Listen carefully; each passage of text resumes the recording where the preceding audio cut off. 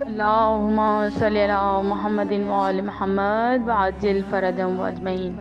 اعوذ باللہ من الشیطان الرجیم، بسم اللہ الرحمن الرحیم۔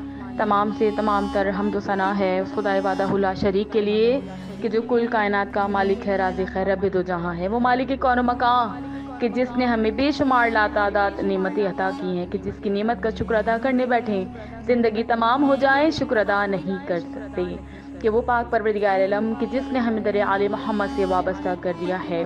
آج ہم ایک ایسے ہی در کی اور گھر کی بات کریں گی کہ جہاں سے سخاوت ہوا کرتی ہے، جہاں سے اطاعت ہوا کرتی ہے۔